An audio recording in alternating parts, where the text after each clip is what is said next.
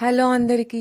ఈరోజు వీడియోలో మార్నింగ్ టైంలో ఫాస్ట్గా చేసుకోగలిగే హెల్తీ బ్రేక్ఫాస్ట్లలో ఒకటైన పోహా ఏ విధంగా చేసుకోవాలో చూద్దాం. ఇందుకోసం ఇక్కడ నేను 150 గ్రాముల అటుకులను తీసుకున్నాను. పోహా కోసం నేను గట్టి అటుకులను తీసుకున్నాను. ఇవైతే పోహాకి చాలా బాగుంటాయి. అలాగే 3 పచ్చిమిర్చి, ఒక మీడియం సైజు ఆనియన్ తీసుకున్నాను.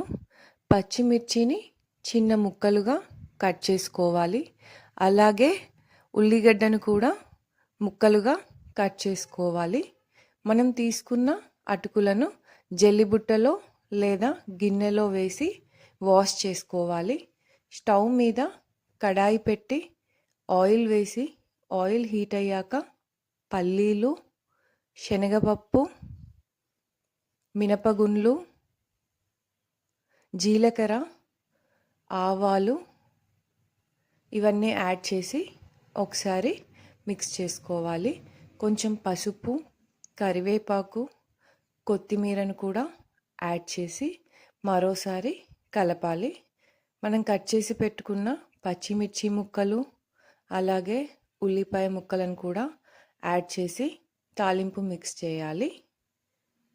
ఇందులోకి రుచికి తగినంత ఉప్పుని యాడ్ చేసి మరోసారి మిక్స్ చేయాలి.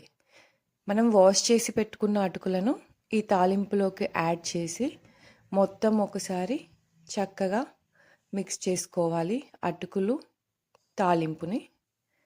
ఇప్పుడు స్టవ్ ఆఫ్ చేసుకొని చివరగా ఇందులోకి కొంచెం నిమ్మరసంని యాడ్ చేసి మరొకసారి మిక్స్ చేసుకోవాలి.